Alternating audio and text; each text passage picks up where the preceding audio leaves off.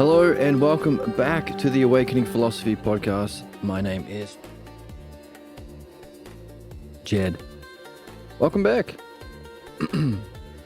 So we're exploring the difference between belief and understanding and why it makes such a difference. What have we learned about what understanding affords us compared to belief? Well, with understanding, from what we've been reading, remember, we're also practicing understanding by learning to read in a new kind of way. So we're demonstrating this and defining, which are the first two categories of the dialectic. So we're doing what we're supposed to be doing. Hooray. So with understanding, you get to grasp the parts within a system. You can see how those parts, this is just a recap of what's come up in the dialectic or the dialogue that we've been reading between Joseph, Harry, and Elia. You can apprehend the parts. You can understand how those parts relate to each other. You can bring those parts together within a whole of a system or a structure.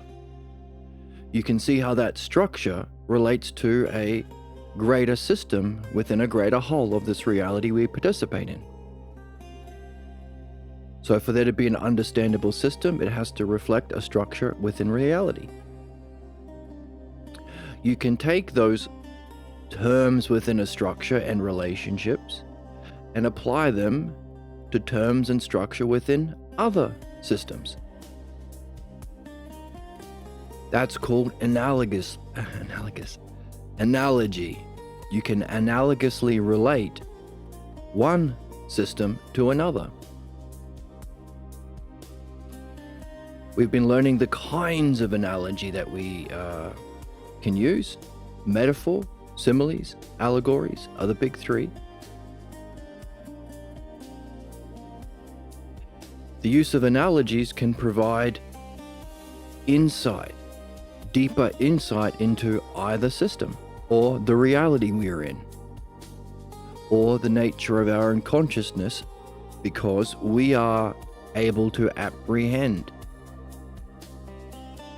these analogies, these systems, the intelligibility of what we are understanding. Those insights can lead to deeper understanding. That understanding can lead to, of course, deeper insights.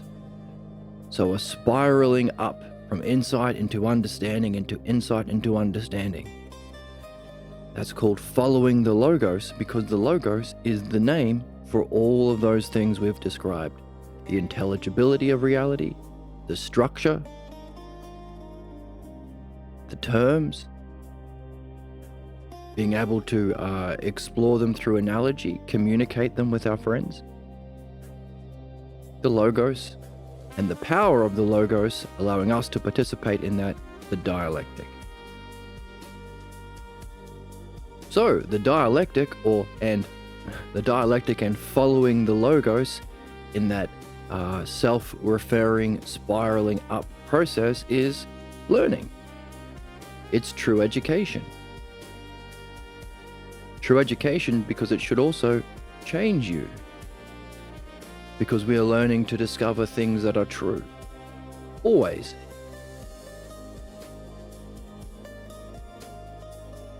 Those insight leads to even greater states of mind, so that should also change you. And of course, as we're learning, the principles of the art of understanding, or philodianoia, the love of understanding, philodianoia, greater even than philosophy. One of the principles is, with insight, use those insights for reflection and keep going. So those two different principles. Meaning, not only do they lead to insights into your own higher states of mind and being, but also even the cause of that, or what is that is having those higher states of mind. So the use of analogy, leading to insight, leading to understanding, leading to higher insights, or the highest states of mind. Again, objects of understanding leading to understanding the self, leading to our ultimate goal, knowing of the self. So that's what understanding affords us.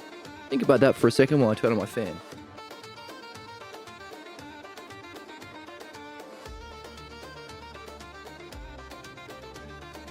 Fan is on. So, that's understanding. But there's a different way that we can apprehend the world as human beings called belief, which functions to block understanding. Because while understanding spirals upward in a learning process, and as we say, it leads to higher states of mind and being, so it's the spiritual process as well. It makes use of our capacity for language, logos, and self-reflection, so it's which are the most evolved aspects of Homo sapiens, man the thinker, so it's our evolutionary purpose. So belief blocks that because belief doesn't allow for growth. You can't change your belief. You're always in that belief.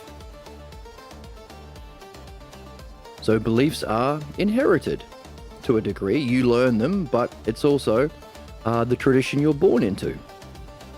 As we've been learning, you're born into a family from which you learn beliefs and a culture and a time period. You can't change that, but what you can do instead of learning and growth is march under a banner of belief into a war.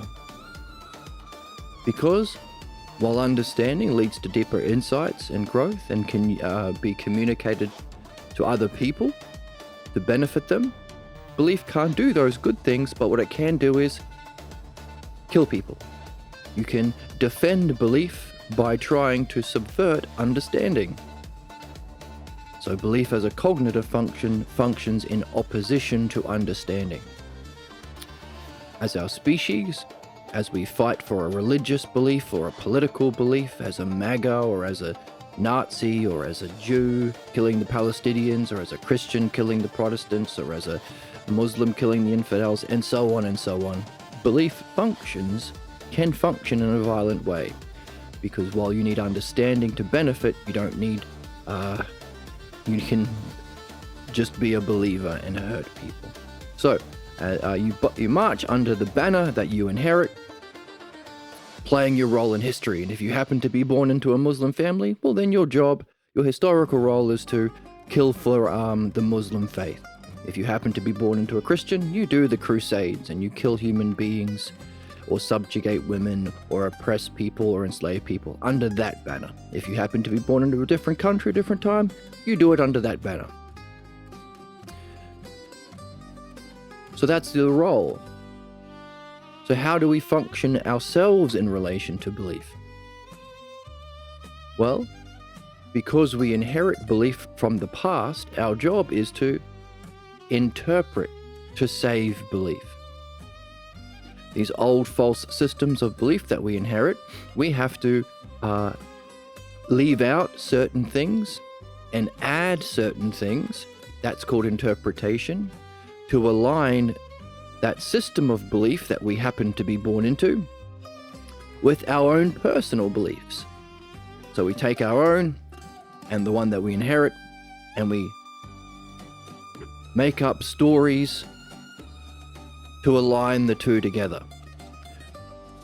So while we talk about understanding being true and universal, open to anyone, and transcending even this lifetime, meaning it's a kind of learning we can take with us wherever we go after this specific lifetime. Also, after you leave, pass away, others can learn the exact same thing. And if we are reading objects of understanding like this book, it could last within humanity or any species for millennia.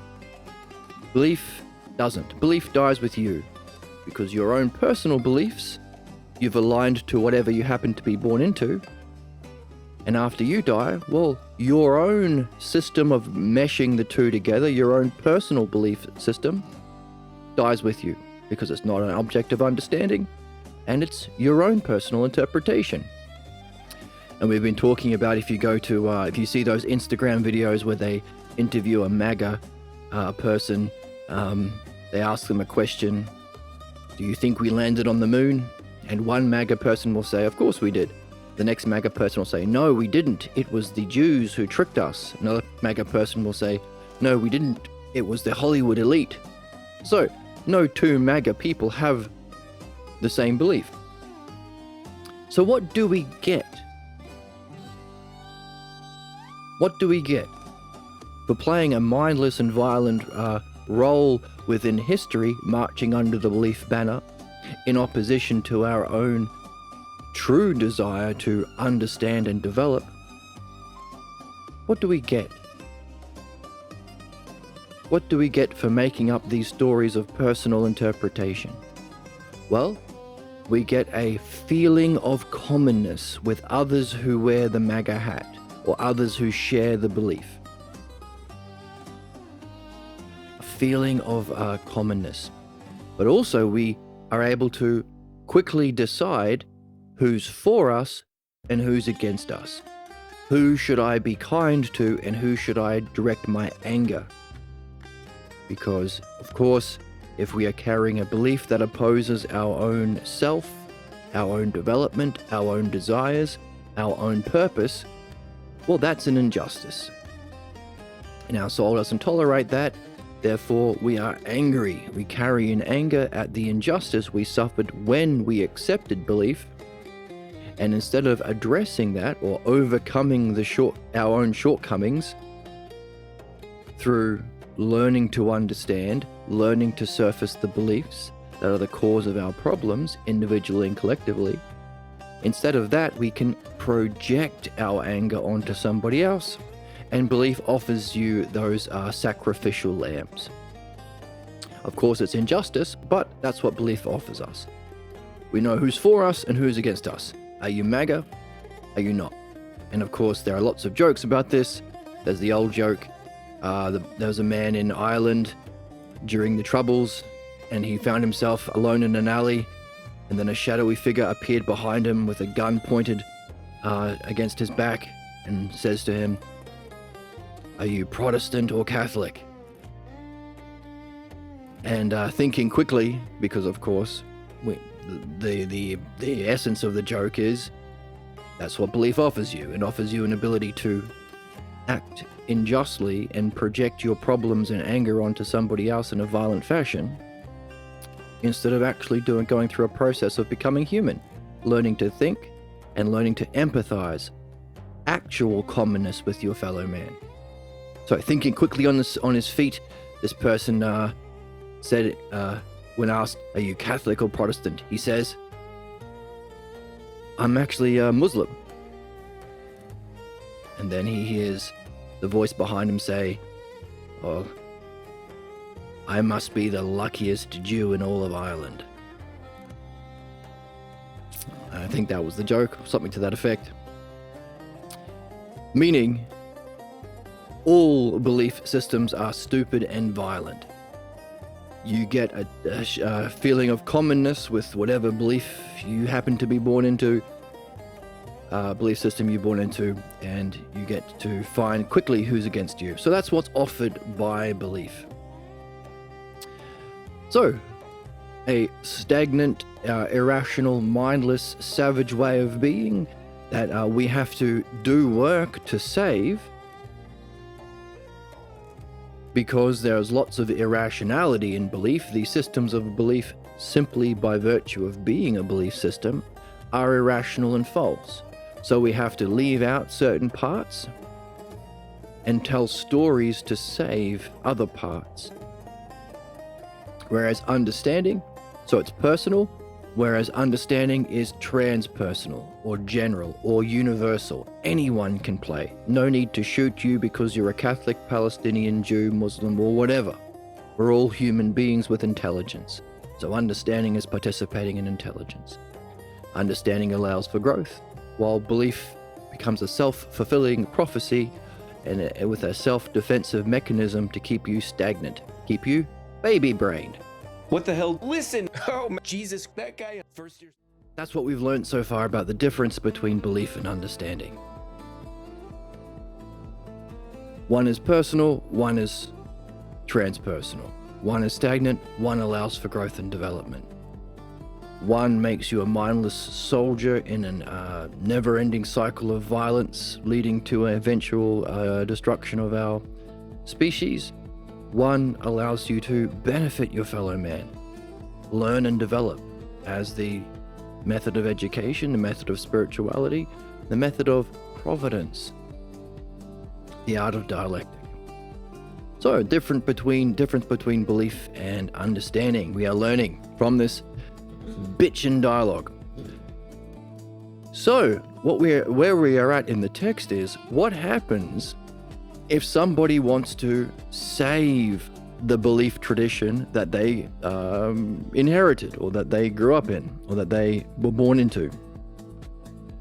How would you go about doing that? Well, you would have to find a way of making that belief system objects of understanding. What does understanding use? Analogy. Allegory. Allegory is having a myth or a story that has a corresponding element for each of the elements within the story. There is a corresponding rational equivalent, because the rational is higher than the irrational, or the fairy tale. So that's called allegorizing. Now, the Hellenics allegorized their tradition. The difference between, and of course the example given of a perfect analogy, or a great perfect example of an analogy, is Book 7 of the Balboa translation of Plato's Republic, the allegory of the cave in the upper world. You find every element within that story, and you find within the text, so you don't project your own beliefs. You find within your text an equivalent to each one of the stories, each one of the parts in the story. There are some, like this guy named Philo, who tried to save his Jewish belief tradition by making it allegorical, by finding a way of taking the Old Testament and using his already held understanding of rationality and trying to link the images and the stories to that. But of course, because it's already a belief tradition and it wasn't designed in that way, it was designed as someone's own personal beliefs and interpretations, a collection of a bunch of people collected together to serve the interest of the ruling authority who wanted to start a belief tradition. So injustice. Because it wasn't designed from the beginning as a rational structure, there are things we have to leave out, things we have to add to try and make it allegorical. Whereas Plato's cave was designed rationally from the beginning. So that's the difference between different cultures. The Christians, the Australian Aborigines, they don't have a rational allegorical mythology, it's just belief. And what we read is the Christians are not as open to the allegorizing of their belief tradition as the Jews are with Philo. So that's where we are, trying to save the system through allegory. And what we're also learning is everything that we are learning about the difference between belief and understanding applies to our soul. We also inherit beliefs from our family and culture. Now, inherited in the sense that your family beliefs and your cultural beliefs and the beliefs of the time period or the zeitgeist we are born into, but also learn, because we have to do the work of trying to assimilate all of those things together and in alignment with our own personal beliefs. So those beliefs are also the cause of our individual problems, keeping us stagnant in a self-fulfilling prophecy. Those are the repeating cycles of our individual problems, manifested in how we relate to our play, how we relate to our work, how we relate to our study, how we relate to our friends, how we relate to our relationships and loved ones, how we relate to our own thoughts, how we relate to ourselves, how we relate to our fantasies, and also our dreams. The thing about our dreams is they are also, like Plato's Republic, designed rationally and allegorically from the beginning. Therefore, everything we are learning about how to move from belief into understanding by using analogy, by looking for rational systems, we can test ourselves in our own development. If our human purpose is to purify our beliefs and perfect our understanding, if that's the meaning of life for all rational sentient beings at this stage of evolution, as it is for every single human being on our planet currently, then we can participate in that development ourselves to go from unjust people in the cycle of stagnation of belief, projecting our anger and injustice, fighting those who happen to be born under a different belief banner, so turning from a bad person into a good person. So a kind of moral, because it's what's good, and ethical, because it's what helps society, imperative to all of us to make that transition. A transition we are calling crossing the green line, because we have a table that we're looking at that had, pull it up. Crossing the green line is an expression that we use here because we have a green line between the development of beliefs and image thinking, which we call ignorance, which are personal, which are from the physical world of perception and appearance, the world of becoming, which are essentially false, to crossing this green line to understanding, which is transpersonal, which lead to insights, the greatest insight being knowing, or the greatest state of mind, experiential insight being knowing. That's wisdom. That's the realm of the mind and the intellect, which is transpersonal. That's the experience of truth. And the art of following the logos, the aspects and structure of understanding, or dianoia, is called the dialectic. We also read in the text last episode, that the same dialectic which we're using to cross this green line by purifying our beliefs or ignorance and perfecting our understanding, we can also apply that to our insights to realize that there must even be a cause of experience or mind, and cross the purple line to know the self, or to go from the experience of the good, the capital idea, or the eidos, or experience of the good, to the good itself, or from goodness to the good, or the one self. So we can try this on our dreams. So we've been learning our strategies that you can test for yourself on how you can approach your dreams allegorically, and see how they are messages. Your dreams are themselves personal messages or texts that are universally true, but also personally relevant to you. Each of the metaphors, objects, furniture, people have a personal relevance to you and a personal meaning to you. Your job is to go from the particulars to the general, from the specifics to the meaning.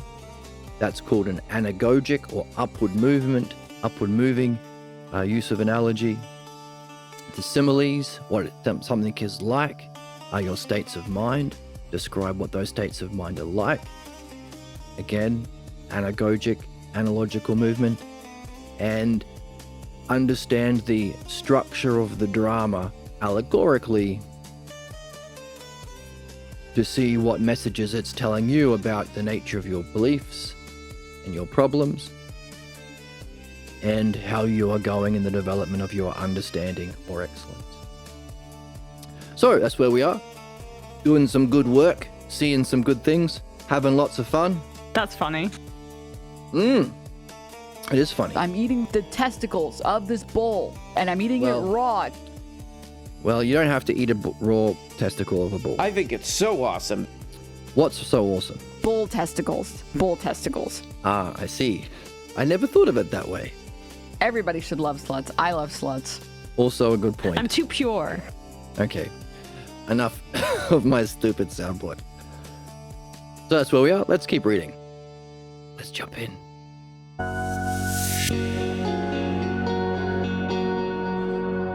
So here we are inside the cafe. So Aaliyah is in the conversation with Joseph. He talks about there are some people who try to save their belief tradition by allegorizing them. By the way, there is a fancy name for that belief-based activity where we try and save our belief through personal interpretation. That's called hermeneutics. That's the European tradition. Trying to save the old systems of bullshit. To be frank, old systems of belief that were flawed from the start because they were belief-based. So, Joseph points out that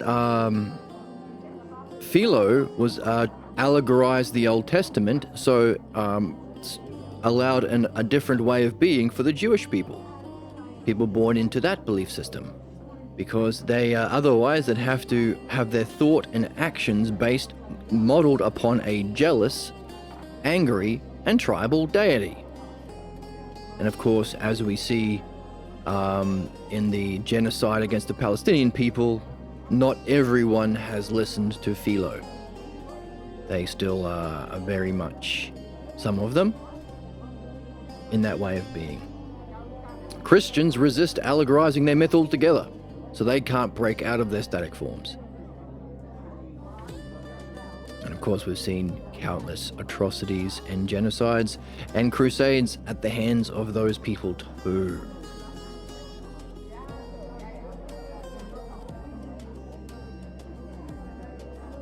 So we can consciously search out all of the parallel terms with understanding and systematically reconcile all of the parts into a splendid unity with Plato's cave analogy. So this is an example of something that is rational, that is and can be understood allegorically. What will this give you? Well, the terms, the parts, the system, bringing it into a unity, allowing you to work out the relationships leading to the ultimate insight and understanding the idea of the good, the penultimate spiritual experience of mind knowing itself as goodness, and trying to understand the relationship between that and the good self. The journey to the idea of the good is which is also the most brilliant light of being, so it's the most blissful, brilliant, illuminous experience, it's the peak experience, is the royal road the philosopher travels.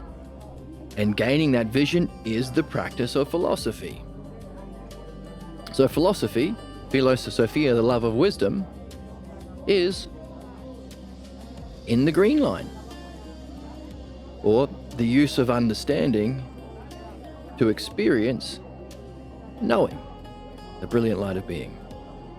That's what it means, because the Greek word for wisdom is Sophia.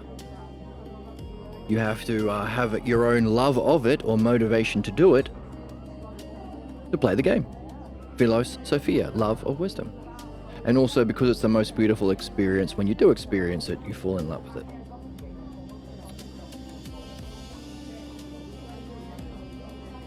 So all of this understanding of the dialectic is to achieve that vision. That's the true definition of philosophy. Isn't that cool? In this banger of a book, we get this little throwaway line, or not a throwaway line, but this simple, brief description of the nature of philosophy. The journey to the idea or experience of the good, which is described as the most brilliant light of being, is the royal road the philosopher travels, and gaining that vision is the practice of philosophy. That's what philosophy is, the practice of reaching that vision. But there's still more. You see, once that has been seen, one knows it as ultimate reality, but from that lofty experience, one is said to be able to go on further to cross the purple line and grasp the nature of the good itself through the mastery of the dialectic. So that's the power of the Logos. The Logos is the road. The power of you walking that road, the royal road, is the dialectic. The practice of philosophy is to have that peak experience, and then to go on to use that insight to further develop your understanding, to completely master the dialectic in order to go beyond that experience and know the good or the self. So that's it. A paragraph describing the nature of the meaning of life for all intelligent beings. Just in a paragraph on page 46.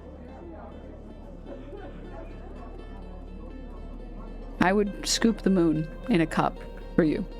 Exactly, we would scoop a moon in the cup for this paragraph. This is why I love this channel, man. Yeah, because we drop bangers. Spit on me. Hey, calm down, Emma. Queen of gooning. You are really the queen of gooning. We've just defined the meaning of life and the nature of our spiritual quest and the activity, the human activity, in a paragraph. In a cafe called the Corner Greek restaurant.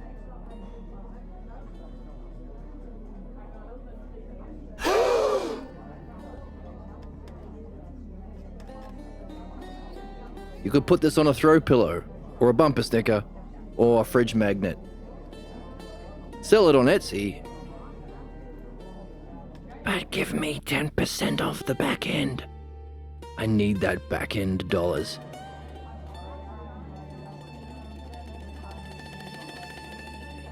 Cool? Yes. Cool as a cuke. Cool as a cuke. Now your head is... My head is quite large and filled with secrets. Now your head is quite large and filled with secrets.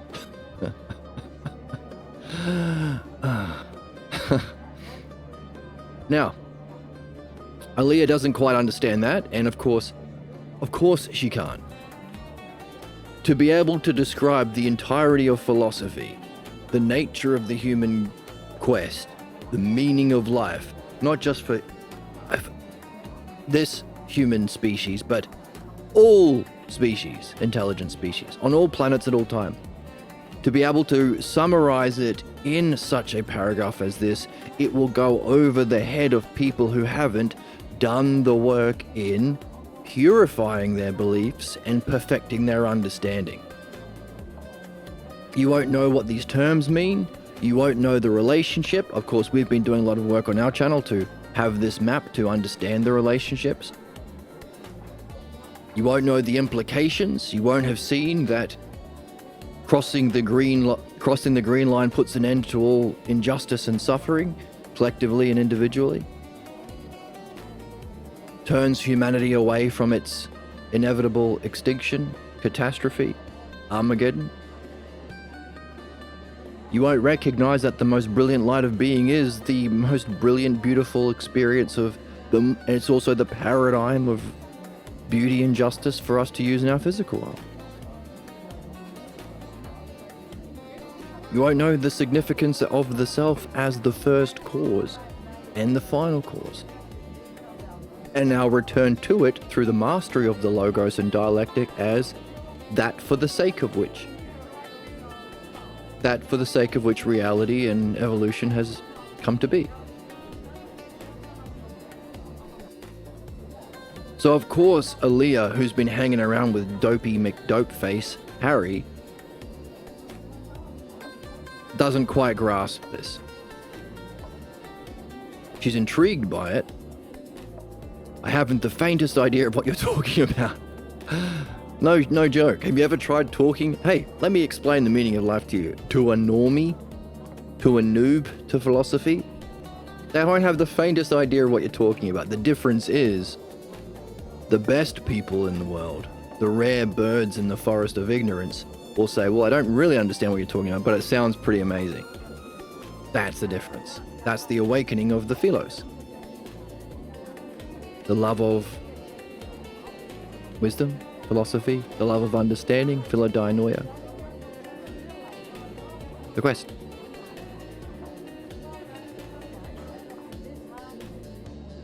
So then she asks, why did you give the Plato's allegory as a better example than the others? And that's where we are, I think.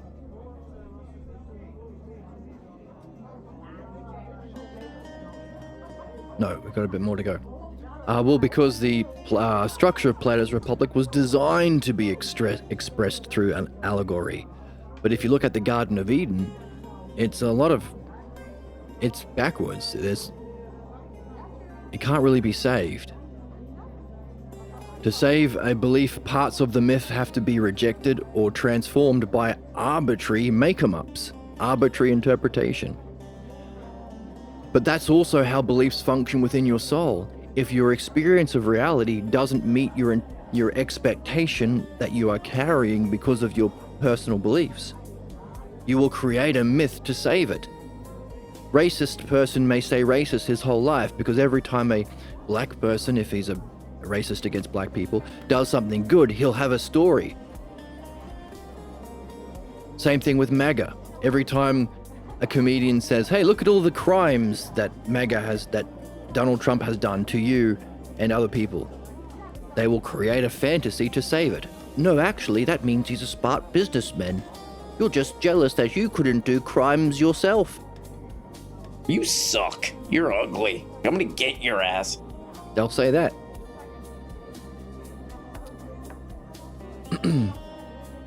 And so we finished yesterday by giving a exercise that you can do.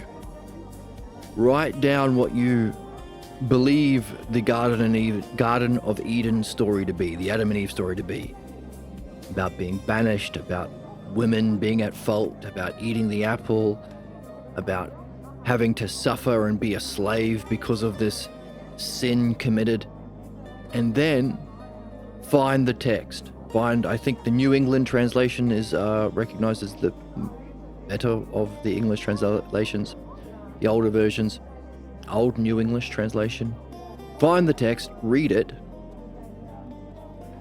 and write it out, and write out the terms and compare, and you can see the difference between what's actually in the text and what we are told by our preachers, ministers, pastors, youth pastors, bishops, popes, all of these people who claim to be authorities, or just regular Western society. The difference between what's there and interpretation. Because remember, right before we started talking with Aaliyah, Joseph said to Harry, why not just study something without trying to save it? Why not read without interpretation? Why not see what's there to be seen?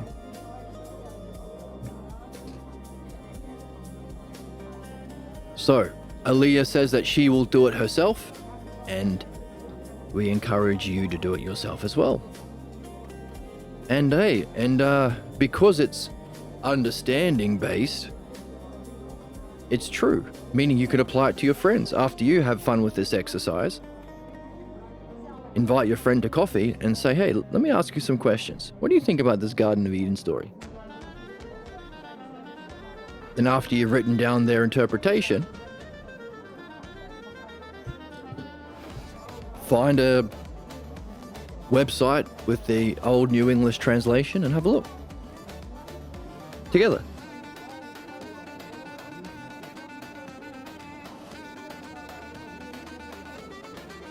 Also, you can practice it on your dreams.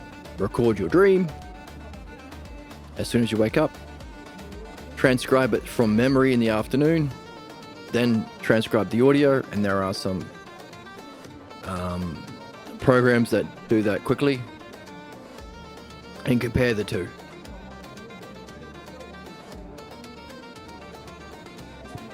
And then if you want to apply these tools of analogy and tools of dialectic to unpack the real meaning of your dream,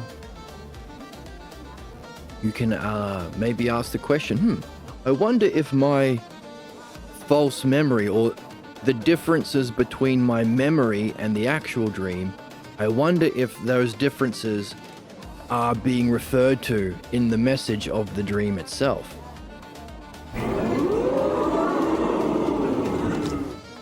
This is, of course, personal development.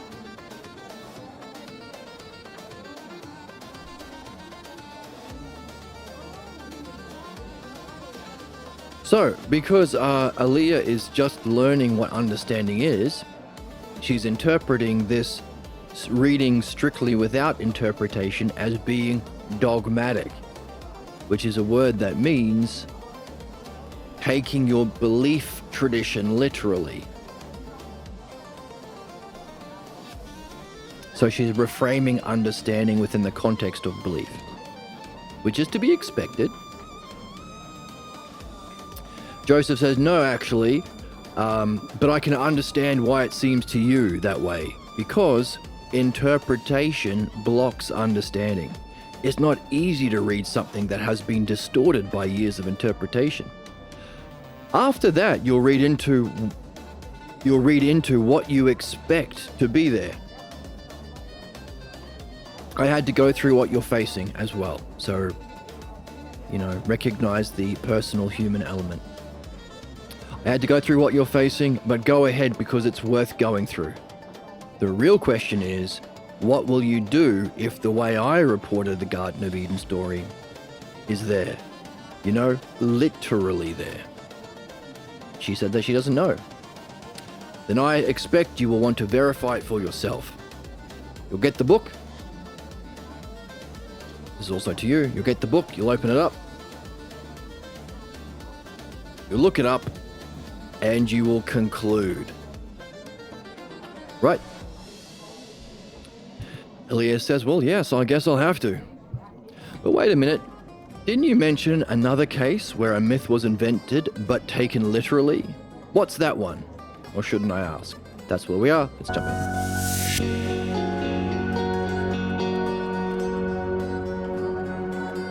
I think you will agree that when you read the gospel accounts of the resurrection, Easter, those that say that Jesus physically died and returned were those that were written from 10 to 30 years after the fall of Jerusalem and the destruction of the temple. First, would you agree that the biblical prophets and the early Christians believed that the end of everything and the beginning of heavenly rule was supposed to coincide with the fall of Jerusalem and the destruction of the temple? Armageddon.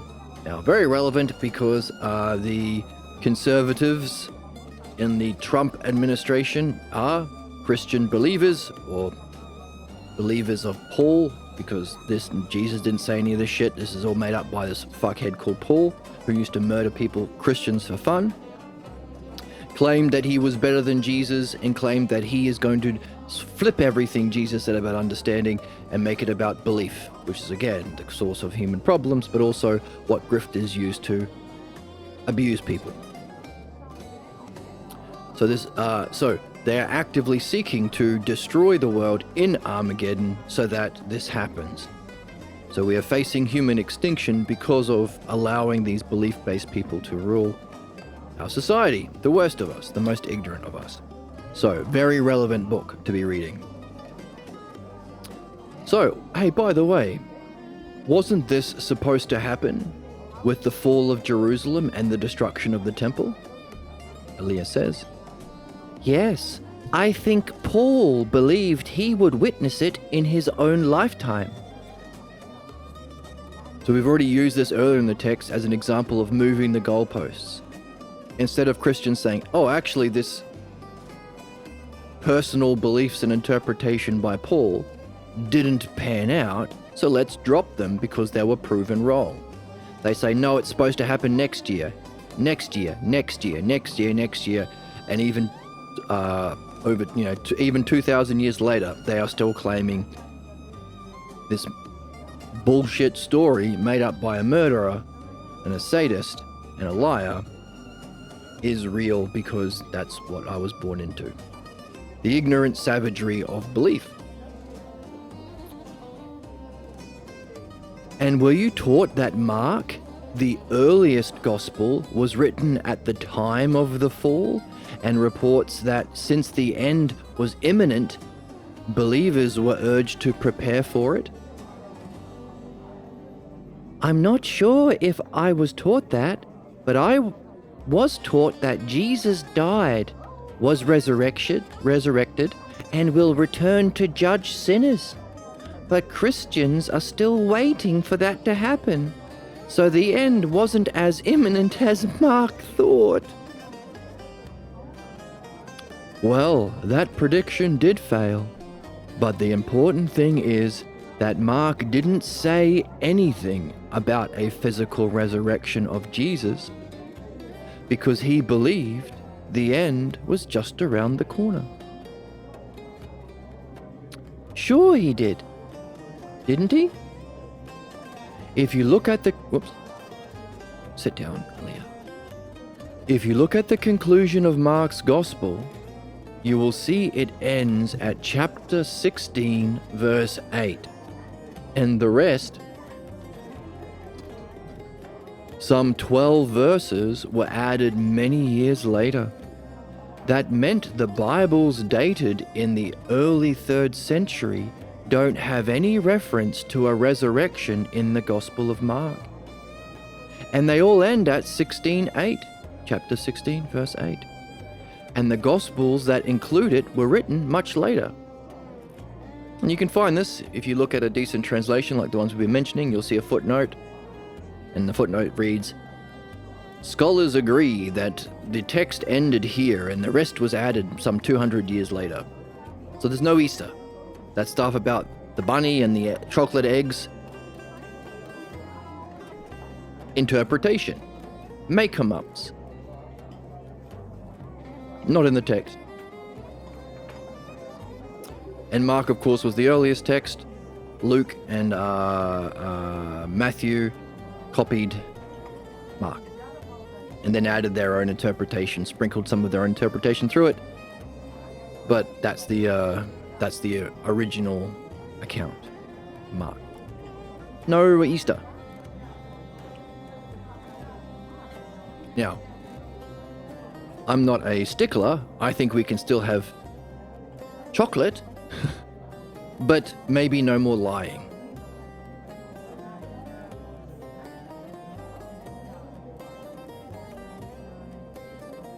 Oh, I see what you're saying. If the end of the world was happening today or tomorrow, there would be no need for a physical resurrection, says Aaliyah. Uh-oh, Harry's triggered. Whoa, you see what's going on? How nice. Oh, maybe he's happy. Oh, you see what's going on? How nice. Would you mind sharing that with me? Or maybe he's not. Maybe he's being aggressive. Maybe Harry's Christian, I don't know. Well, it's really kind of obvious, Harry. The early Christians believed that the world would come to an end after the fall of Jerusalem. But it didn't come off. So what? The resurrection account was only added to the Gospels after it was clear to everyone that the prophecy failed. So what? It failed. So what? Then what kept alive the belief? What did? Miss Aaliyah? This guy's a real prick. I don't like Harry. Fuck you, Harry. That's weird that you think that. Yeah, it's weird you think that, Harry. You're a baby. You're a little baby. You're a little baby, Harry. I ate a steak. Oh my fuck. Oh my fuck. What kept the belief alive, Miss Aaliyah?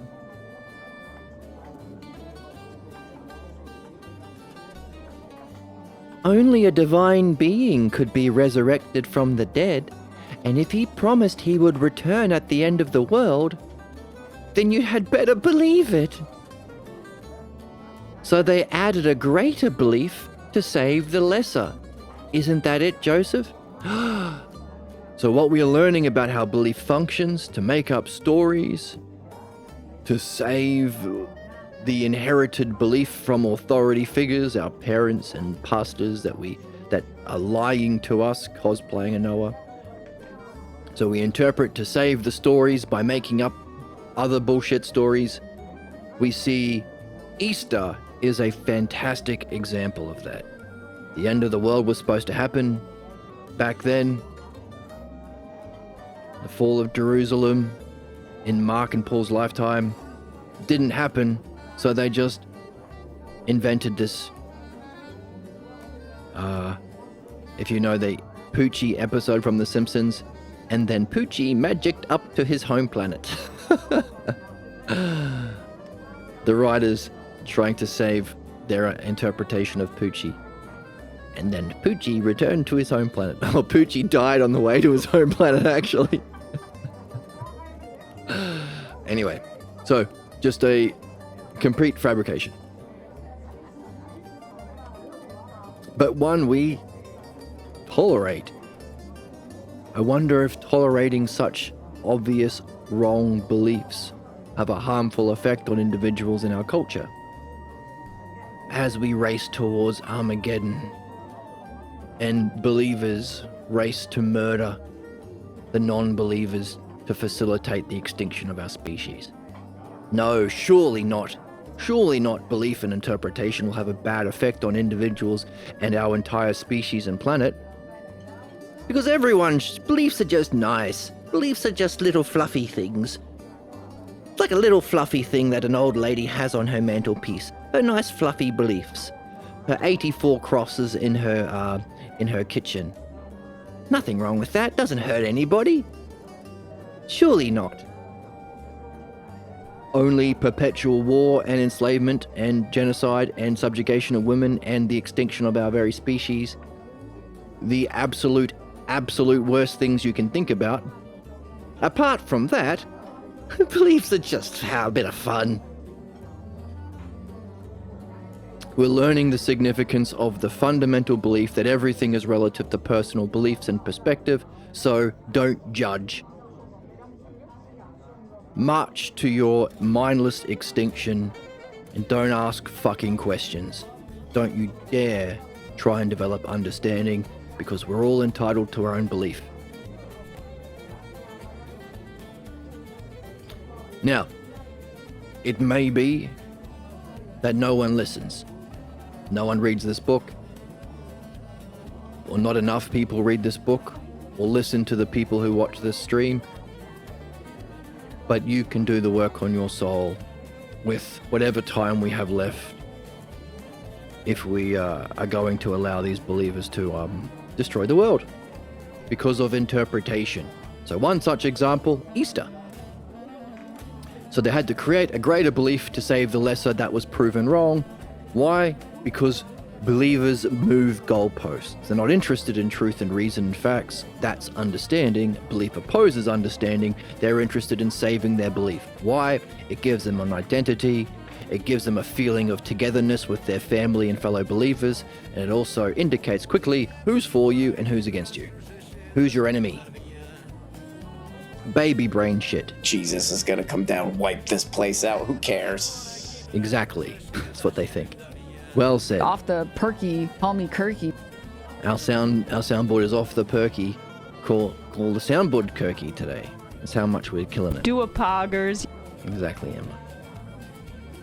So, added a greater belief to save the lesser. Isn't that it, Joseph? Say, that is a good way to express it, Aaliyah. So why isn't Aaliyah dating Joseph? Harry's a prick. Anyway, that's a good way to express it, Aaliyah.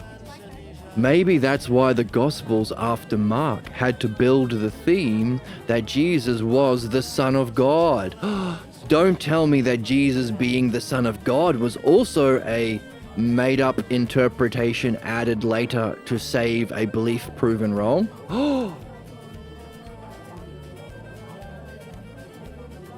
Isn't that the big one for modern Christians?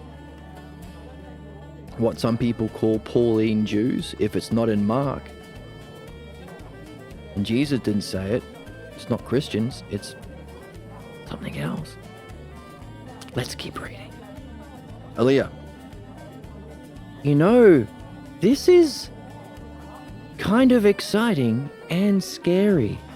There is something strange about someone being resurrected after being dead for 3 days. Yeah, it's called being a zombie. Should be scary. Have you played Resident Evil? It's a scary game. Oh, Aaliyah. But the resurrection appearances weren't physical. The authors of the later Gospels wrote their accounts in such a way that they can be read as a non-physical event. Now, I know a lot of people interpret it to mean a physical resurrection, but there is no need to do that. If you just read it, you can see what's going on there. Interesting. Wait a minute. I am not sure where this is going. I thought you were going to give the argument that one of my professors often used. One of my profs. You know the resurrection theme was created the need for the church, and that those who were granted an appearance of Jesus, the risen Christ, were naturally chosen to be the leaders of the church. But are you saying something else? But you're saying something else, aren't you? Okay, let me read that again. The resurrection theme created the need for the church. So, positions of authority where they have all the money, and they would murder you, by the way, for 1,000 years. If you had a Bible and tried to read and understand for yourself, dead. If women tried to think or ask questions, dead. Dark Ages, where everything went to shit. But, hey, these people who selected themselves as the leaders of the belief-based tradition, they have all the money, and they do all the crimes. I wonder if there are any belief-based groups currently that do all the crimes and get all the money and get away with it while everyone else suffers. Capitalists? Oh yeah, them. Conservatives? Oh yeah, them. The religious? Oh yeah, them. Religious authorities? Does everything come down to the difference between belief and understanding? Makes you think, doesn't it?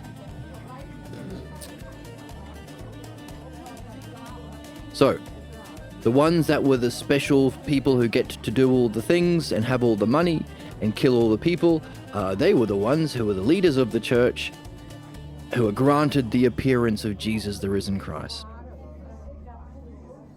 What do you say to that, Ilya? Yes, I was saying something else, Harry. And he may be right, your professor may be right. But I wasn't thinking about that. Joseph, are you saying that the other Gospels were written later than Mark? True enough.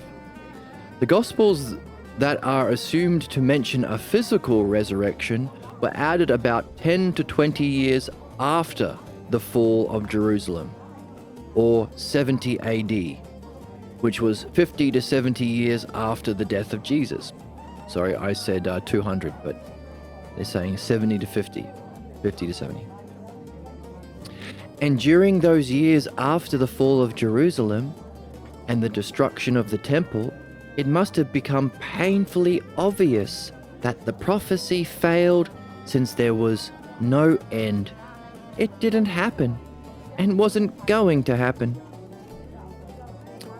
Well, since it didn't happen, they had to accept that they were wrong. Ooh. Their sense of superiority and certainty were shaken. They didn't have anything to believe. How difficult is it for a believer or bad person, either or, to accept they were wrong? Have you ever seen those YouTube videos where it's one rational person talking to 20 Christians or 20 MAGA or 20 whatever, religious or MAGA people? Notice how they never ever admit they're wrong? Notice how despite being incredibly stupid and ignorant, they all feel a sense of superiority and a sense of certainty? Is that another thing belief offers? The most ignorant and sick people an opportunity to cosplay a Noah without doing any of the work? Sure, you can inflict harm because you have no understanding, you can't do good. But you can pretend to be a Noah. How many of the MAGA folks felt superior to the medical professionals when it comes to COVID or vaccines? Do they know anything about medicine?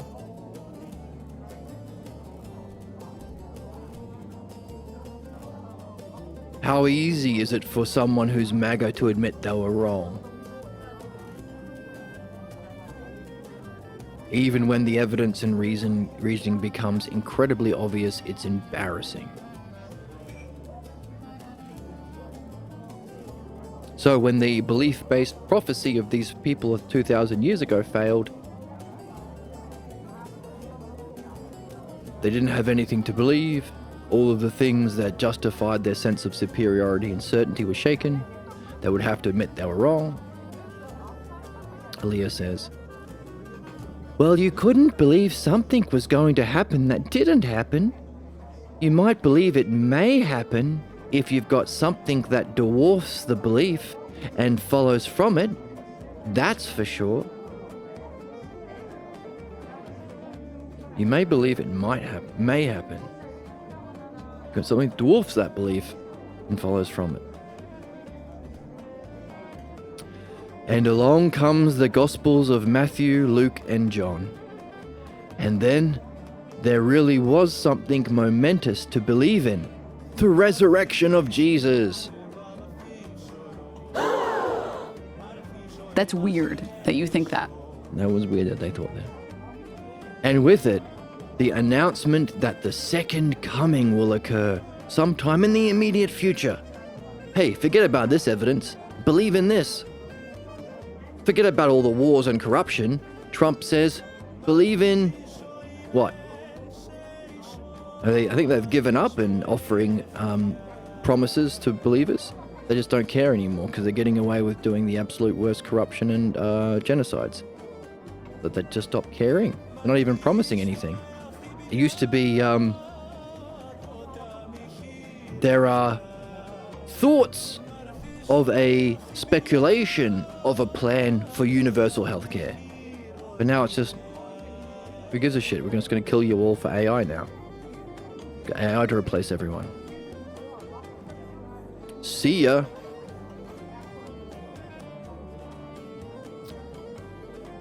But back then, they were at least offering something to keep the believers on board. In your lifetime, Jesus will come back because of this magic experience that Matthew, Luke, and John wrote about.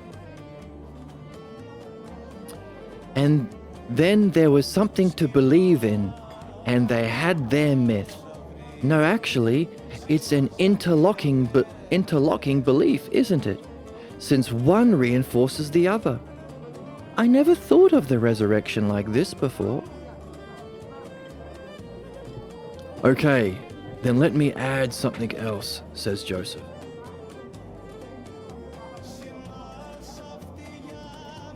There were some who claimed that the resurrection was not a literal happening, but something to be understood analogically as symbolic. As I recall, it has been said that the resurrection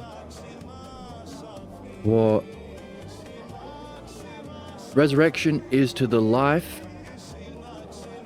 that has died as a spiritual resurrection. It is to the life that knows the divine light. That kind of knowing, of course, is also called enlightenment.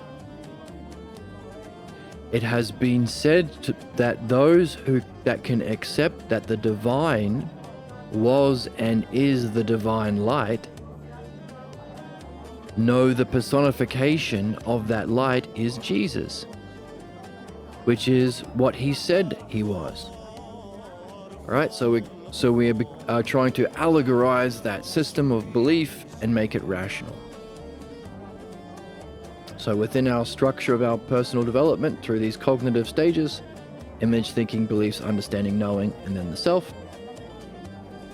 this experience of knowing is the divine light, divinity. And when people have that experience, it can change their life. Suddenly they know there's something beyond the physical world. Suddenly they know that the physical world of appearances, which is in a state of becoming, coming to be and then dying, is not everything. It's a shadow of a higher reality, which means that there is an immortality of the soul or the mind. So this is all life-changing stuff. Now, of course, in the last book that we just finished reading, Socrates and Jesus, A Dialogue in Heaven, we talk about the fact that, hey, having a glimpse of that divine light of being might be a spiritual death of your old image of the self, but it's just the first stage. So the 10 ox herding pictures of Zen Buddhism depict 2 stages of ignorance. The board's gone funny. So I will zoom and mog my haters. Get mogged, haters. You know what? Suck my dick. Exactly, haters. You so you heard what she said, haters. You've been a bad little girl and you're getting a vigorous spanking right now. I mean, First you're saying the F word or whatever you said. Now What? the tone is completely out of control. That's because I'm mugging my haters.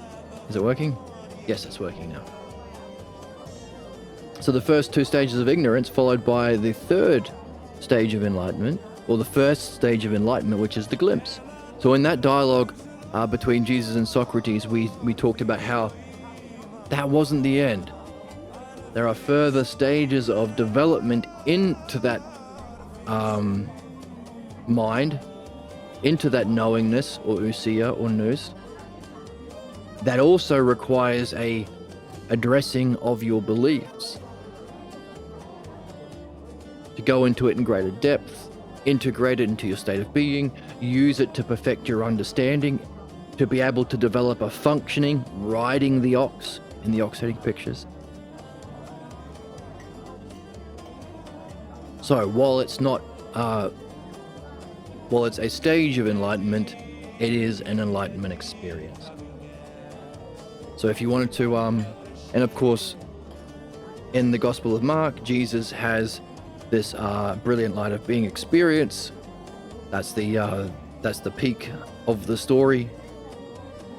And of course, after that peak experience, he doesn't get into the dialectic and make sense of that peak experience with his beliefs instead of developing understanding to purify his beliefs.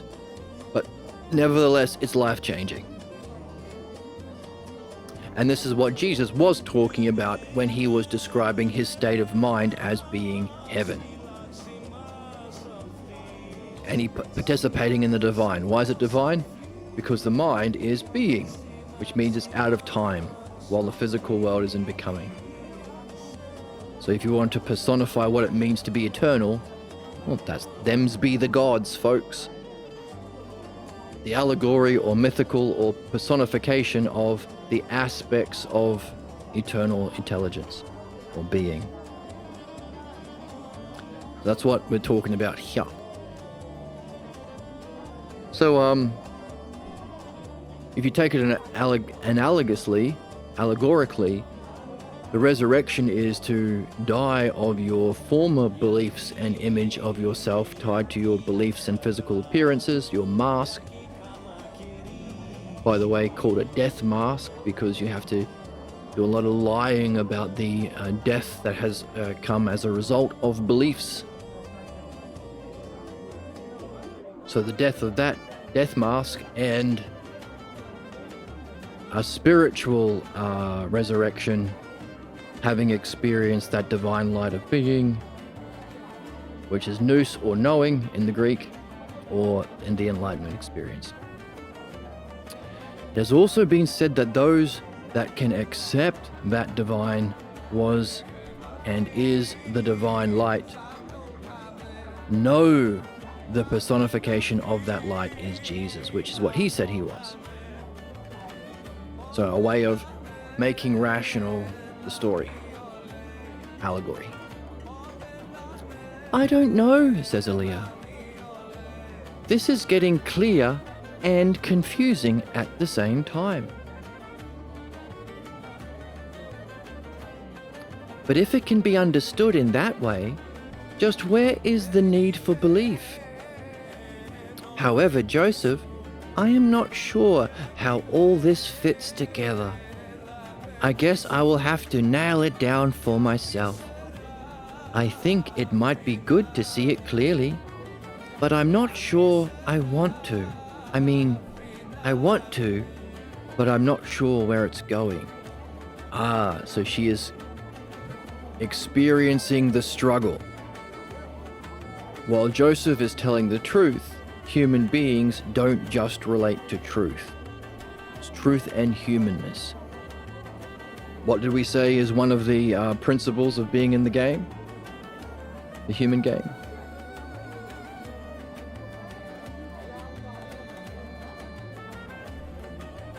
Expect the counterattacks from the beliefs you carry and address them through midwifery while keeping your cool. So here she's saying, well, that's interesting. I think I should nail it down for myself into understanding, but part of me doesn't want to do that. That's the conflict. Interpretation, belief fighting back against understanding and insight. That's the difficulty. That's the difficulty with this channel. It was just a matter of, hey, the most views are, the people telling the truth get the most views, then, well, you would have more views. And the right-wing propaganda networks and the religious networks wouldn't have all their views. The opposite. Whoa, whoa, whoa, whoa, lady, shut up, please. He's so far up his own ass.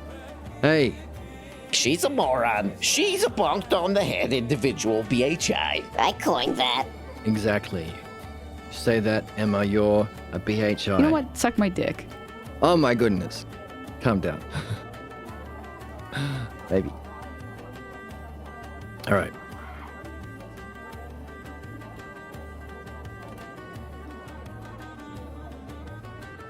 So I want to understand this and nail it down for myself and see it clearly, but part of me doesn't want to because I don't know where it's going. That's the thing. When you have beliefs, you know the whole game. You know the mask to wear, you know what to expect, you know who to fight, you know who's on your team. You know how to save the tradition, all that kind of crap. Because it's an old, stagnant script. It's boring to the good people. Whereas understanding, you don't know where it leads. You create hypotheses and you test them, and then you learn more things and you gain deeper insights. Requires courage. So Aaliyah is struggling with the need for courage. Joseph. Aaliyah, you have a good mind for this kind of reflection. So you will have to put up with uncertainty. So what? You have shown you enjoy doing it, so what's the problem? Well said. She does have a good mind for it. I guess it's kind of strange. I'm attracted to it because it's part me and my past. But I don't want to fall for any easy trip again. Don't say it. I know I'm not as clear as I'd like to be, but Joseph, What do you do with this kind of understanding? Like, where does it go? Where do you take it? So, this is a difficulty. If we're talking about stages of being that we can personify as the divine, many rational people will look at that with skepticism. Hang on a second. I've fallen for that trip. When I was young, I was a religious Jew or Christian or Protestant or Buddhist or whatever the fuck. All of these people telling me about the divine were lying to me. I'm not going to fall for that again. All you're doing is offering the same kind of word games, only you're using the word rational and provable and demonstratable and experienceable. So what? That doesn't make a difference. You're still talking about God and the divine. Sure, you're saying it's a personification of rational principles that are universal, can be seen in reality and can be experienced directly. But I've heard people talk about God and gods differently, but it's still the same thing, isn't it? I don't want to fall for that trip again. So that makes sense. Same difficulty with philosophy. If modern philosophy is this hermeneutic tradition of saving belief, and what Socrates calls philodoxia, a love of understanding,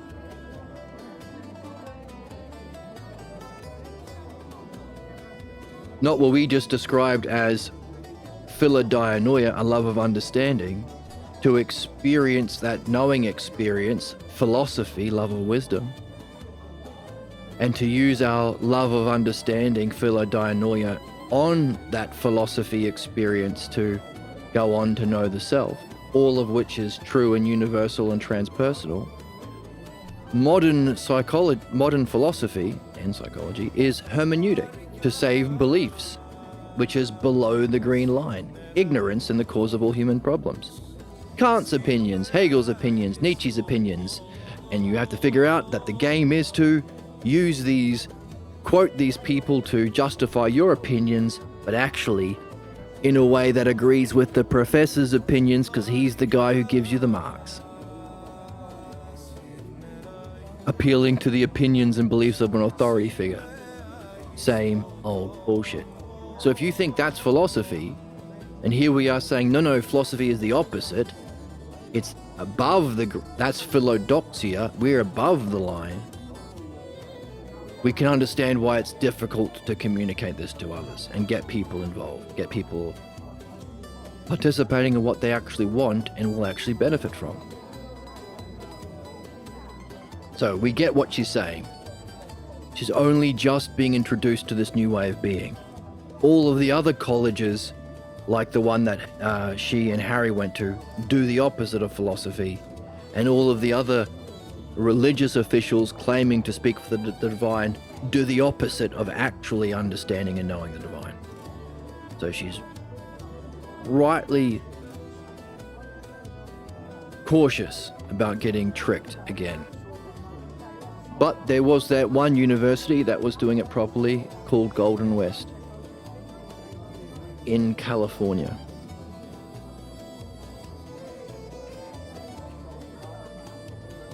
And of course, there's this channel here, so what do you do with this understanding? Where do you take it, Joseph? Let's say I was to have courage and participate in what I enjoy in, using my mind and understanding. And what if I did have the courage and character to be okay with understanding and with uncertainty, to give up the false certainty and superiority of belief, and just be open and curious and uncertain? Ever played a game? Do you know what's going to happen?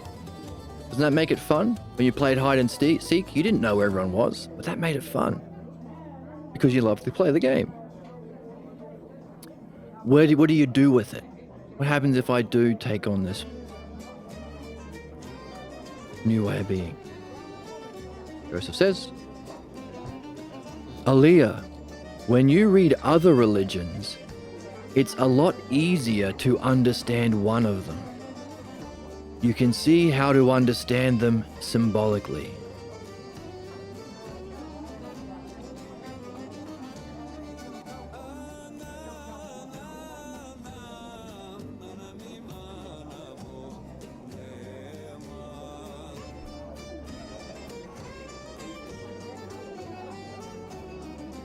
So when you take it, well, it allows you to, well, as we can see here, understanding is higher than belief.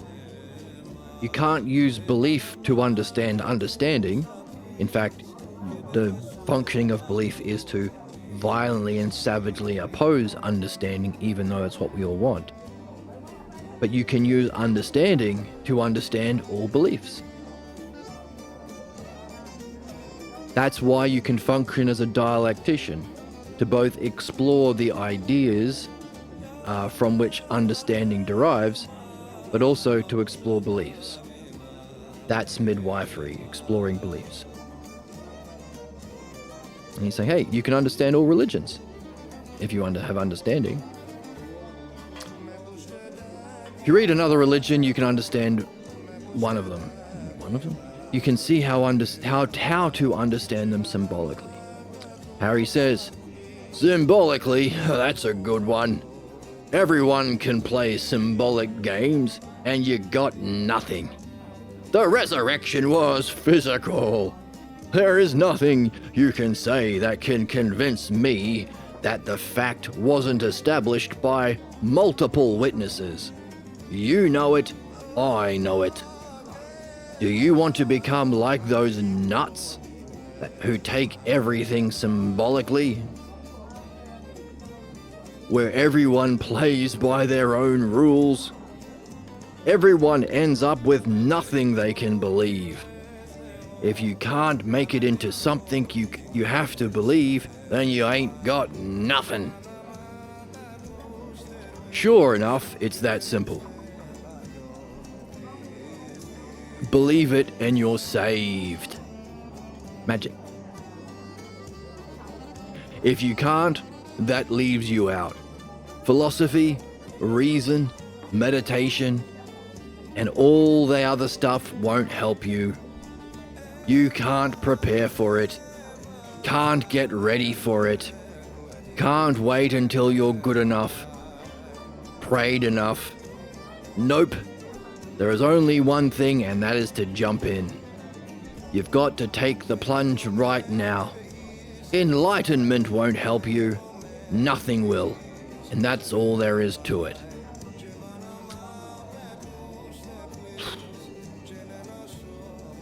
Interesting.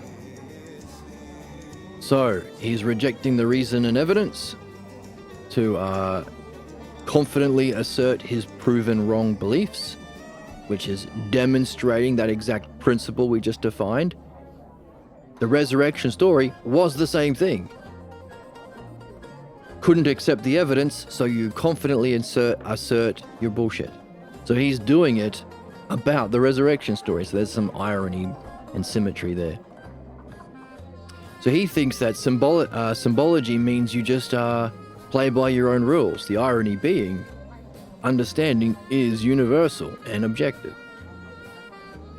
Beliefs is everyone playing by their own rules.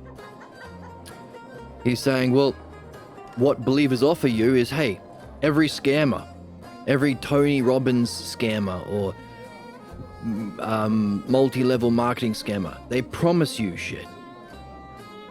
All you have to do is believe, and you will positive think yourself into the secret, says Oprah, or Deepak Chopra, or all of those people. Just see? Hope and change, says the politicians. Thoughts and prayers, says the preachers. There's nothing you have to do to develop. There's no learning, there's no reading, there's no philosophy, there's no reason, there's no meditation, there's no dialectic, there's nothing that you can prepare for it. You just say you're a believer and that's it. Even enlightenment won't help you, says the believer. Joseph, when I was in class, we explored that issue and compared every reference. You really might enjoy doing it, Harry. So when you put it together, what did it look like? You can put it many ways, I guess, but it's clear that his appearance after the resurrection was not physical, because he wasn't visible to everyone. If anything is physical, then everyone can see it. Whoever can see sees what's visible. If they aren't blind, they can see it. But the appearances of Jesus aren't like that. If he wanted you to see him, you did. Otherwise, you did not. Each of the gospel writers except Mark carries this theme. Mark, of course, didn't put this in.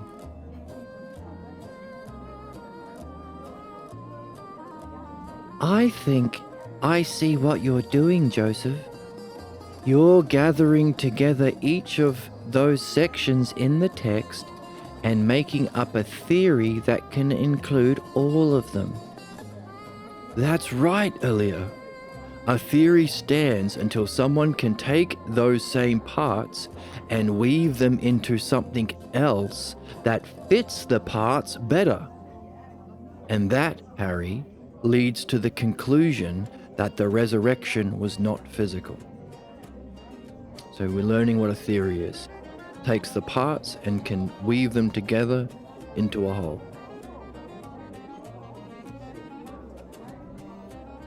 And what we're seeing in philosophy is those greater wholes can be experienced in enlightenment ones when we are talking about the whole of self or reality or mind or the divine.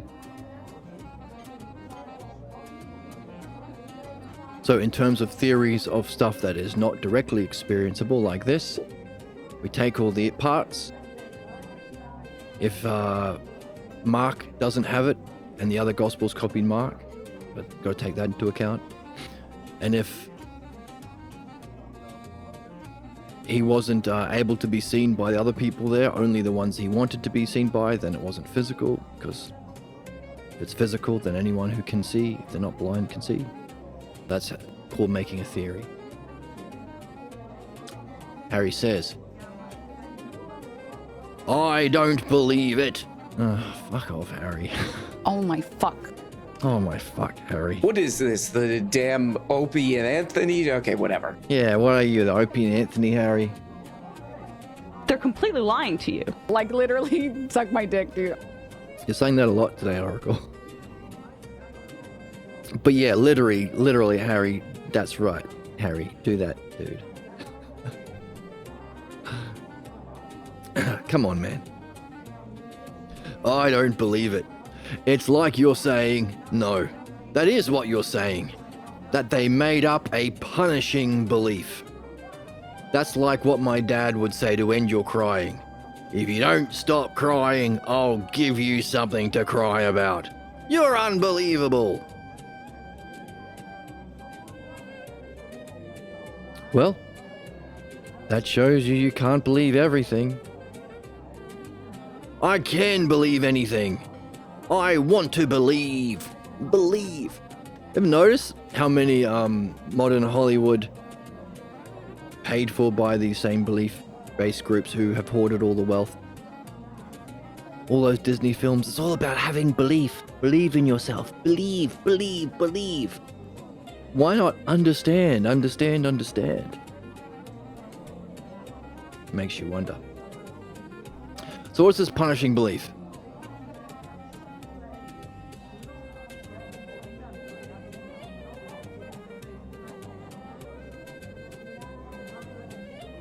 Believe in us even though we were proven wrong, otherwise you go to hell when Jesus comes back in the after his resurrection. And believe us, the church, because we saw him. This is a whole heap of nonsense. But he's saying it's a punishing belief, says Joseph.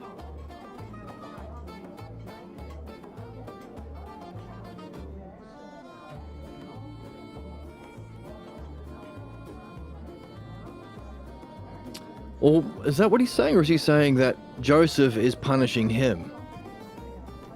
Does Harry feel like he's crying, having learnt that the beliefs that he have spent his life based on are false?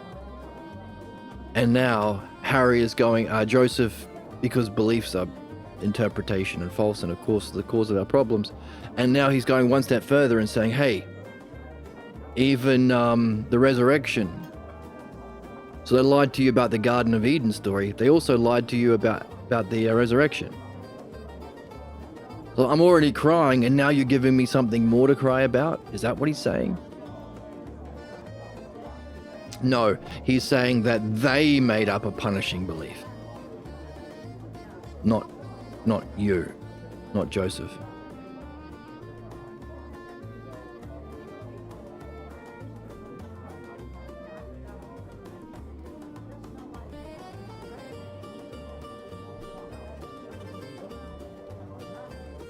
Believe us or else.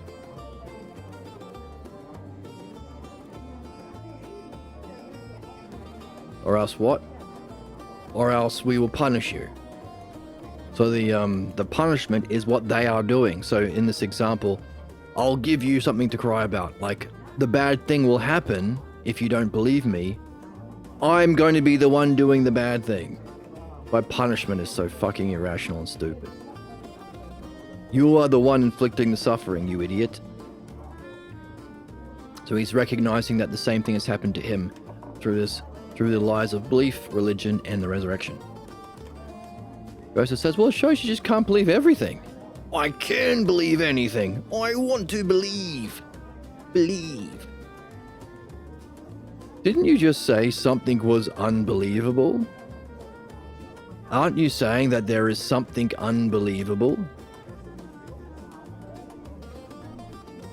Okay, I'll play it your way, says Harry. You did say, didn't you, that the parts have to fit together, didn't you? It's not that you're wrong. That's not what this is all about. It's that you are blind to what's out there in the real world. You're kind of stupid. Thanks, Harry. Get the fuck out! Get the fuck out, Harry. It's a total shit show. She's a moron. She's a bonked on the head individual, BHI. I coined that.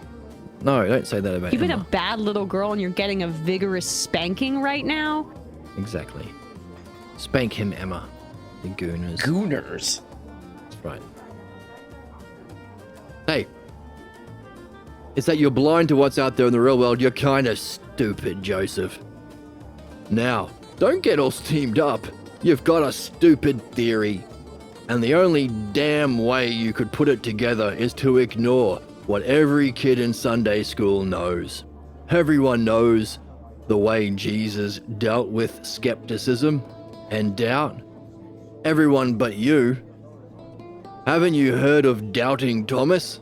Sure, he doubted that Jesus made him stick fingers into his open wombs. Wait. Sure, he doubted, and Jesus made him stick his fingers into his open wounds to prove he has been resurrected. And that means physically, and that means having a body.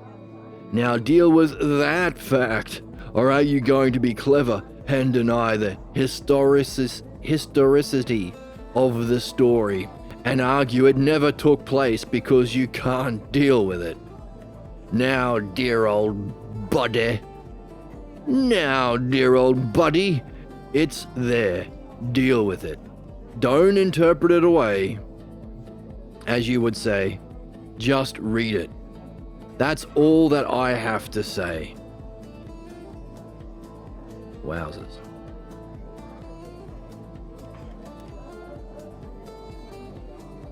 So Harry having a bit of a You're a baby. You're a little baby. little baby. Unbelievable. I don't think he's being a All slut. these people are so stupid. Okay, that's a new drum. Yes, he's being so stupid. Well said. Off the perky, call me Kirky. Off the perky, call me Kirky. Oh my goodness.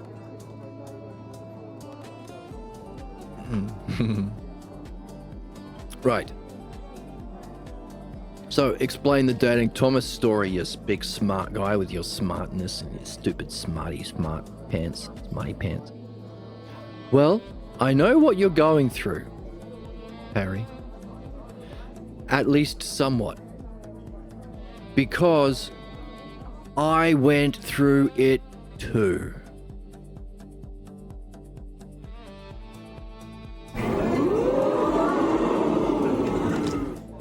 That's something for us to be aware of. We've all been through this. I've been in this game a long time. Been through it myself. I'm still going through it. Still going through the process of uncovering the beliefs that I took for granted and challenging them and being okay with being uncertain.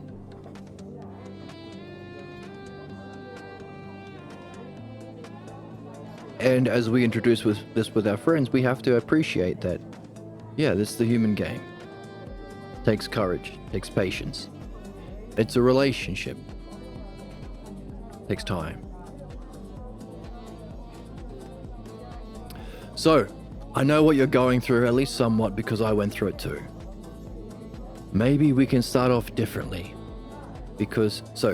Harry is very competitive, like, he's doing the debate stuff. Debate weirdo. He's been doing the debate stuff. Well, you're either for me or against me with believers. And actually, we're on the same team. Went through a similar thing myself. What did I just say? I said I've been through it and I'm still going through it. Well, still going through it might not be accurate in the way that it's referring to Harry right now, but yes, we all go through this. Better to get it done sooner rather than later, is what I say. Do I say that? I just said it now. Not something I say. But wouldn't it be better to move quickly like a rogue? Which is why I try and stream as often as I can. One of the reasons. So, anyway, enough about that. I went through it too. Maybe we start off differently because I read to discover what's there, not to confirm what I already believe. That's the difference. That's the learning that we are doing here. We're learning how to read. Learning how to read in a different way than at school. At school, we get asked questions like, what does this mean to you? What do you think the author is saying? Or what do you think this book is about? We're not doing that. We read to discover what's there, not to confirm what we already believe. Which is why we are doing those exercises with the, what do you think about the Adam and Eve story and what's actually there? And how do you compare the two? What do you think your dream was about and what did you find was actually there when you read the transcription? Because this is the spiritual task. The seeing of reality as itself is to see what is there without any beliefs or interpretation, to see reality as it is. That's the enlightenment experience. As we read earlier in the text, was it mist? Let's find it. No. Mist. Okay. Dissolve or dissipate. Dissipate. Maybe dissolve?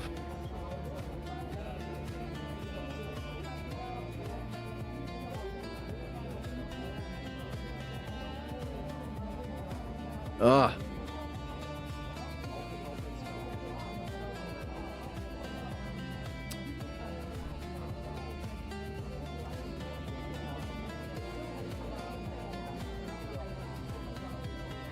Okay, I thought it was dissolve or dissipate.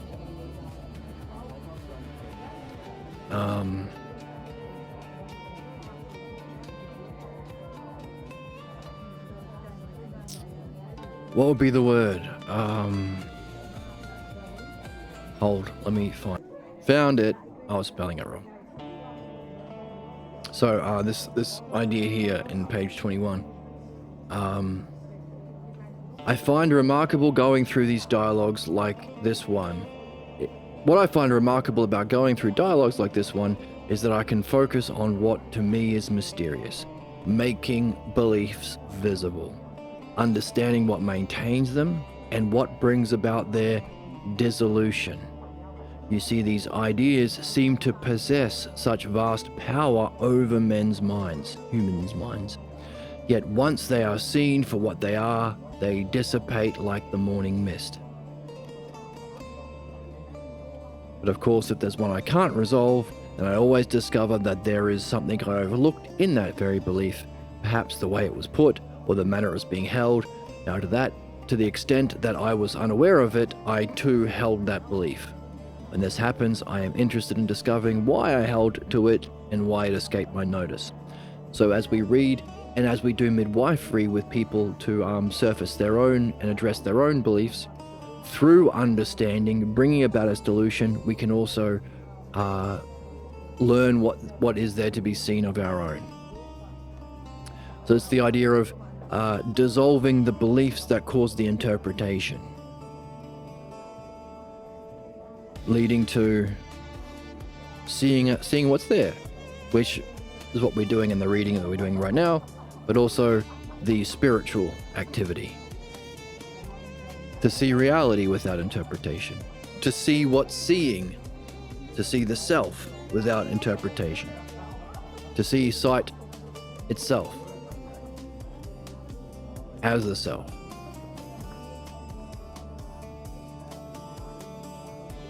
Without any images of yourself to get in the way. Because if you're carrying an image of yourself, you will project or interpret what you expect to find about yourself, preventing you from seeing the self as sight itself, beyond all qualities, transcending all qualities, all physical qualities, or experiential qualities at least.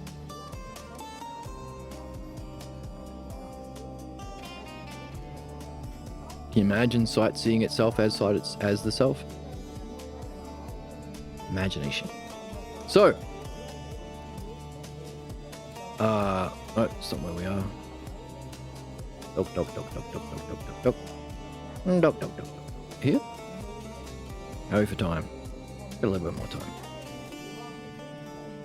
So, we are reading to discover what's there, not to confirm what we already believe. We talked about doing that also with our dreams. Start by seeing what you think the dream is about, then going through the process of dream analysis and comparing the two. Comparing the real meaning of the dream to what you thought it must be about. I have sweated over doubting Thomas many a time, Harry. You'll have to figure it out and puzzle through it yourself. That's another point. There are some puzzles that you don't want to ruin with an answer. You don't want to destroy somebody's good question with a premature answer. So sometimes we get people in chat who ask questions, and I try and find what they are interested in. Why are you asking that question? What's your motivation? Keep that question, keep that puzzle. To carry a question is to be on a quest.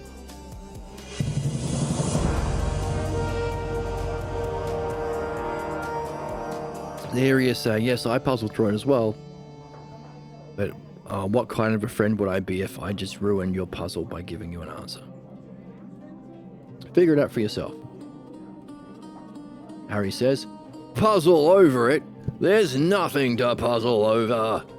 It is right there to be believed. And I know you. You just puzzle over this stuff to keep from believing. That's all there is to it. Just answer me one thing. How comes it that you ignored the one fact that I can throw out your... How comes it that you ignored the one fact that I can throw out your lousy theory? That I can throw out to destroy your lousy theory? Go ahead, Joseph, I'm waiting. Or am I supposed to wonder about what's obvious? I'll tell you why I think the story is still open to understanding Jesus' appearance as spiritual and not physical. I bet you can't make it come off. Would you say physical objects can't go through doors? If the doors are said to be shut? And yet if someone appears in front of you, then apart from some trick, That appearance couldn't be physical, could it? What makes you think what makes you think that's what happened? That's not in the story, and you know damn well it's not. It's not as I recall it. You'd better reread it then, Harry, because it's there. And by the way, Thomas didn't put his fingers in the wound either. I don't have to reread a damned thing. You know what I believe. You start with doubt and look for every loophole in the story to read into it your own lousy theory. It's not a loophole. You mean that Jesus just appeared in front of them? Jesus didn't, wouldn't have, and couldn't have done that kind of thing. You're lost. He sure did. In Luke's account of his appearance before his disciples, they were so frightened when he stood among them that they thought he was a spirit, and, you know what? You know too much. There's a story about people like you who quote scripture, you know. You know where you can go, don't you? What?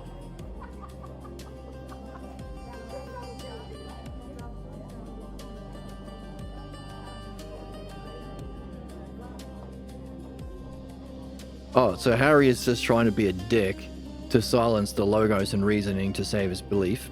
So a microcosm of the macrocosm of humanity's problems, but also a macrocosm of our microcosm within our soul. So there's the same conflict between our development of understanding and insight, fighting against the interpretation and saving of the beliefs that we grew up with because we feel we know we need it, but we don't. It's a belief from our childhood.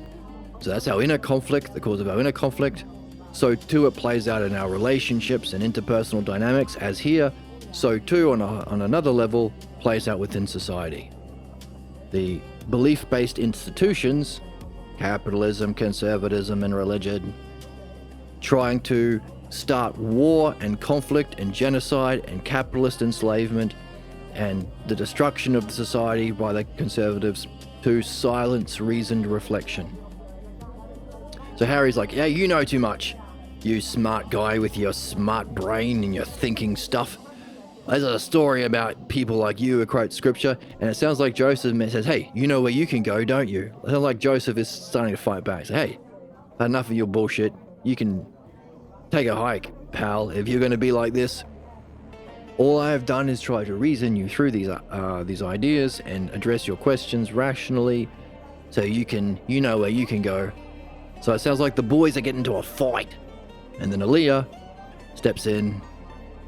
Well, excuse me, if I'm not interrupting something, I would like to get back to what you said, Joseph.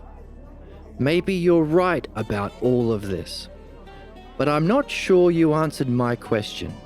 I'll tell you what, before I can go any further, I'll have to do my homework on this.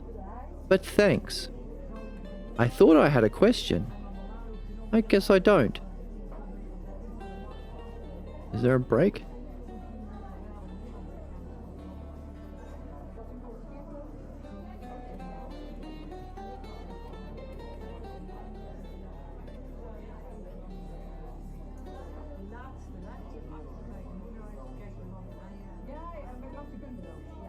So, difference between Aaliyah and Harry. Joseph says, well, you know, that's a puzzle to be solved. Go and figure it out. Harry says, no, fuck you. Tell me the answer. He's all right. I'll give you some of the points for you to help you with the answer. What about the door? What about freaking out the people when he appeared in front of them without opening the door? By the way, you might have been told that doubting Thomas put his fingers in the wounds, but he didn't. But you can't just. But he's saying, well, I don't believe that. And Joseph is saying, of course you don't. That's why you learn to read. Read it for yourself. If it's just belief, you are going to believe the parents you had when you were 4. and political tyrants and fascist religious figures and capitalist Nazis who resemble your parents. That's the nature of all human problems, because that's what belief is. Appearance. Believing someone else. So if I come along and share information that's different, I can't expect you to believe me, because you don't. If you can only function through belief, you are going to be stuck forever. That's the nature of human injustice. The only way out of belief is, to quote Einstein, you can't solve the problem of a certain way of thinking with the same way of thinking that caused the problem. You have to raise to a higher level, which is your function as a human being, your purpose, understanding. In other words, don't believe me, understand it for yourself. No, give me some answers. All right, look at this, look at this, look at this. So he's helping him every step of the way. And he still says, no, fuck you, let's fight. Or you're a jerk. Whereas Aaliyah is a very different kind of bird. Bird, like a rare bird, not bird as in broad. You actually are too stupid to interact with the rest of the world. How can you be this stupid? How is it legal? How is it legal? Is what she's saying to Harry. The woman? Ugh. Emma. That's insane. Like, you need help. There's What is this? The damn Opie and Anthony? Okay, whatever. Okay, whatever. So, Harry is responding to understanding and providence, intelligent care in one way. Aaliyah's reaction is very different. So when she says, hey, I have a question, actually, I've got to do my own homework, so I guess I don't have a question yet. But thank you for giving me this question and directing me where I can find out for myself, the Adam and Eve story. It's a very two different, so we can see Harry and Aaliyah, if we were to recognize this allegorically, are personifications of two very different states of being. One we might call ignorance, one we might call philosophical ignorance, which is a stage of enlightenment, where you realize you don't know something, but you are open and curious and willing to find out, compared to belief-based ignorance, which is the opposite.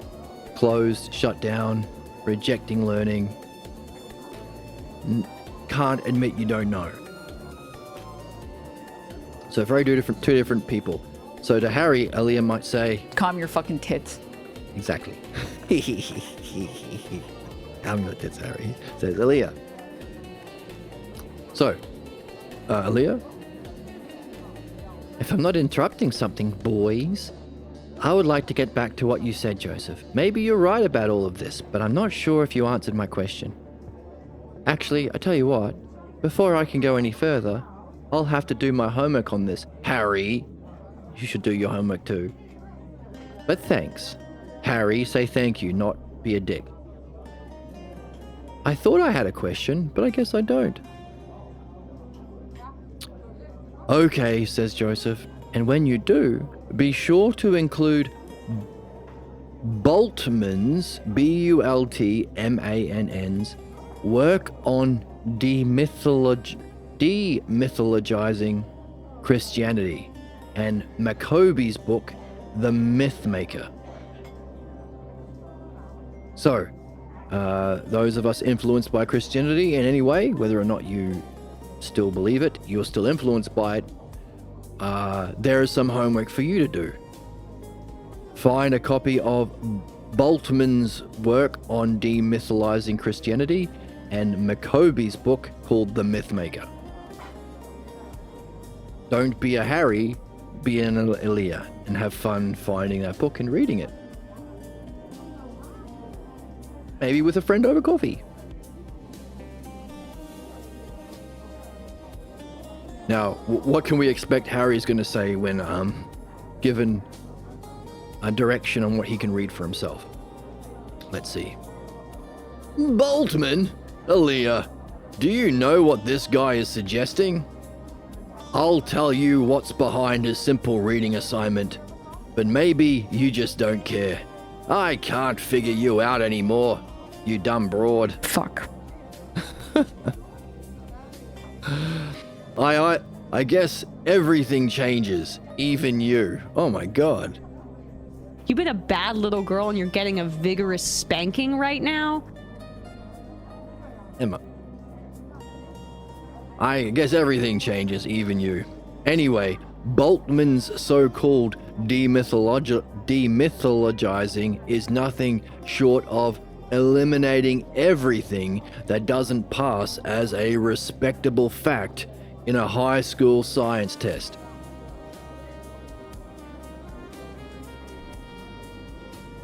Alright, so that might be a good place to pause, because before listening to what these guys will say about what we read in Bultmann, Bultmann, why not read it for yourself first?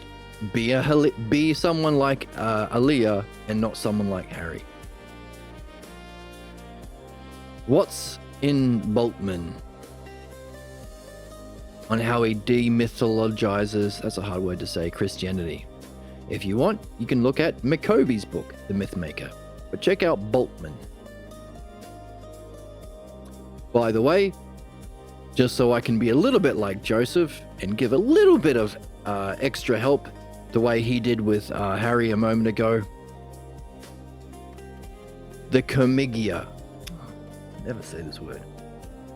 Bultmann talks about the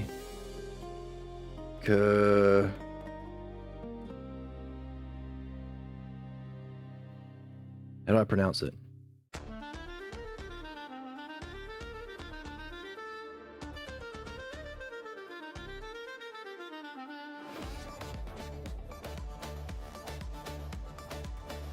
Go. Pronounce.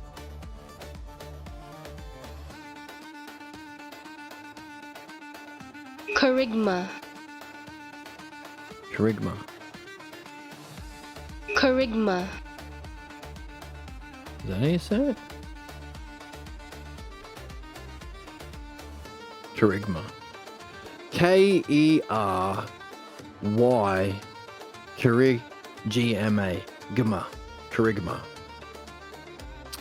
So, when you're looking at Bultmann, demythologizing Christianity, and that's related to the Kerygma. So check that out. And you might find some interesting parallels to the ideas being discussed that we've just been through as well. So, have fun, check it out, read it for yourself. If you haven't done the Adam and Eve one, do that one too. Find the text, look it up, open the book, read it, and conclude. So have fun with Bultmann, and the other guy's name is Maccoby, M-A-C-C-O-B-Y.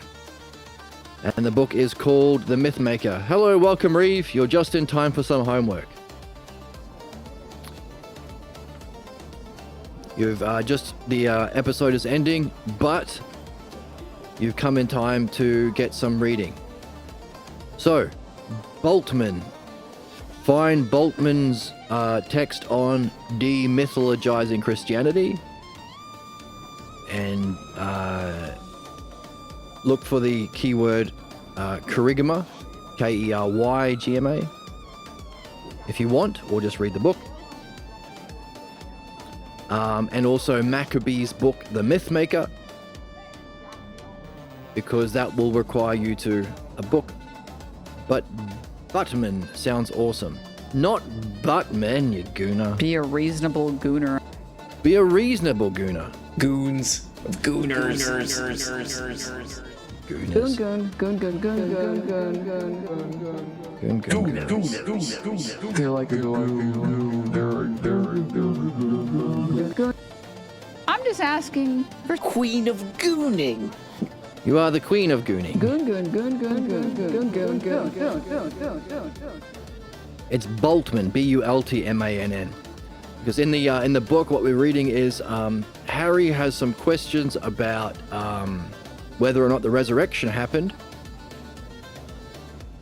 And our philosopher Joseph says to the believer Harry, hey, read it yourself. Now, I'm going to direct you where to look, and I can even give you some hints, but you can't believe your way out of belief, because that's how belief works. The people who grew up with a certain parental figures are drawn to fascists like Trump or Hitler or Netanyahu. You find people who agree with the beliefs you already agree with. You can't believe yourself out of belief. So when we come along and say those beliefs are wrong, you're not going to believe us because you believe something different. Only understanding will work, which means you have to find the text, open it up, take a look, and conclude for yourself. Harry just spazzed out and started abusing our philosopher Joseph, whereas Aaliyah was given a similar task. She had a question about the Adam and Eve story, and Joseph said the same thing. Write down what you think about the Adam and Eve story from your own beliefs and interpretation, from society and your upbringing. Then find the New English translation. I think that's the best one. Find the text of the Adam and Eve story and write down what really happened. And here are some clues. Were they both banished from the Garden of Eden? If someone was banished, are they still in a holy place? Who was the villain? Was God being cruel and irrational and angry and jealous and the fancy word that meant flighty? I can't remember what the word was. Not flighty, but I should find it.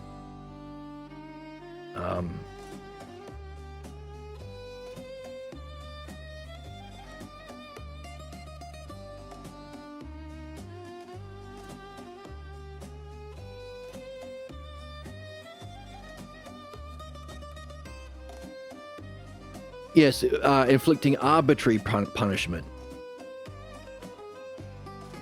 If God was made, if we were made in the likeness of God, image and likeness of God, was he functioning to prevent us from that?